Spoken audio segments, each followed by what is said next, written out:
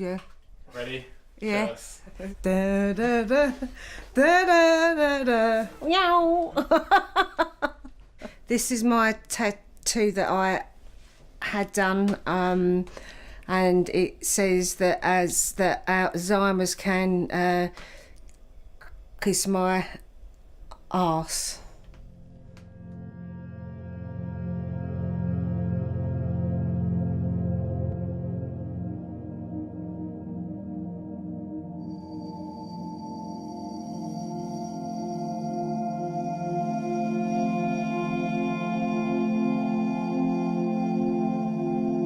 Welcome to a walk through dementia from Alzheimer's Research UK. You're about to enter a virtual world where you can experience what life can be like for some of the 850,000 people in the United Kingdom living with dementia today. The challenge we've got as a charity of trying to communicate the reality of what dementia is like for people using virtual reality is a uniquely powerful way of doing that. This project is about trying to simulate, in a way, some of the other symptoms that people with dementia experience beyond memory loss. Lots of the kind of issues that people with dementia face on a day-to-day basis that many people might not realise. My senses have to be in touch online all the time.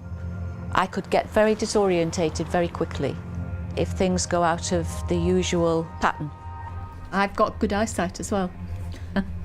It's weird. I just can't use it. There's no connection between the brain and my eyes. The connection has been broken.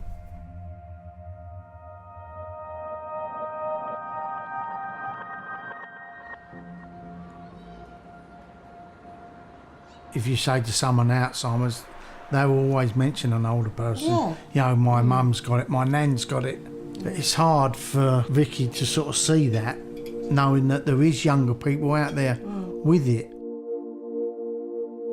Vicky and Trina both show that sort of amazing way of coping. Each symptom that we modelled in each of the scenarios, they kind of gave their response to and helped us to kind of shape it a bit, didn't they? So. And some of the experiences that we modelled in particular scenarios resonated more with one person than the other. So there was some where Vicky said, yes, absolutely, that happens to me all the time. Or she'd say, Martin, can you remember, that time that this happened to me? And so I think each one of them brought specific examples and really helped us to shape the scenarios.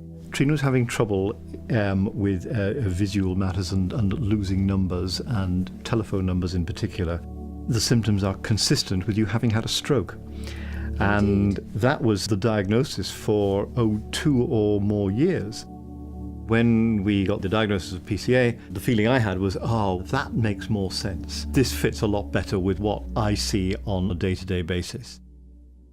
With virtual reality, we're trying to recreate, what they see, how they feel, and then trying to get that, feeling across to the people who are actually will need to look after them, in the near future, and then help them understand how they feel so that they can better help, them in that process. And I remember when they showed us the 360-degree videos early on in the process, just mind-blowing. It's the first time I'd ever seen it, because you start watching it on YouTube and it's a video and you think, oh, that's great. But then you can start swirling it around in real time and seeing what the space looks like. And it just gets you thinking.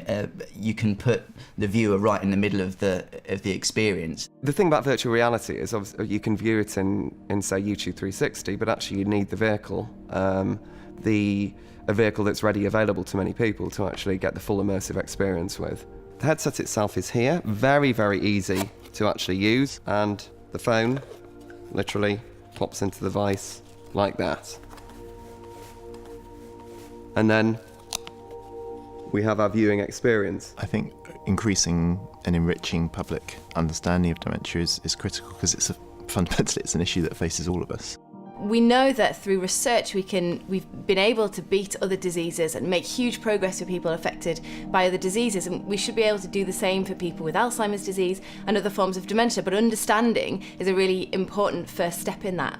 We're not talking about dementia, we're not understanding what it is in the same way we are with cancer at the moment. So I think this is why this project is really important for us, because I think it could just get people engaging with it, and obviously using this amazing technology, it could get slightly younger people engaging with it as well, because it has to be something that we start talking about. I was always the practical one, the one that always organised everything.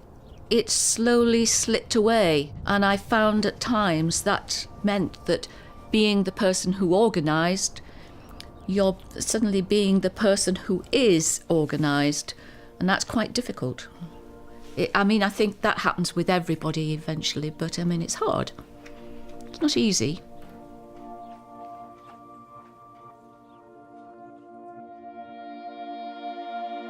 So once we found out and got over the initial shock, Vicky said, right, I'm not going to moan about it. We're going to do stuff, have barbecues in the rain, whatever, doesn't matter. And we also got married then, didn't we? Yeah. Oh yeah, I said, oh, go on then. Well, because we've been talking about it beforehand, we're going to do it soon. But that just urged us on just to say, right, come on, let's go and do that. Yeah. That was our first mad thing we done, wasn't it? Yeah.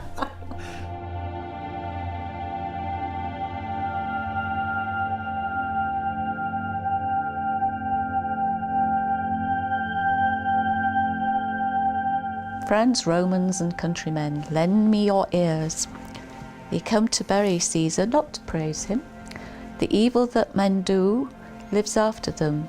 The good is oft interred with their bones. And can I stop? No, pages to go yet. Yes, I know, but I'm not going on with all that. It blesseth him that gives and him that takes. That's fine, dear. I think you made the point. It's not bad, is it, really?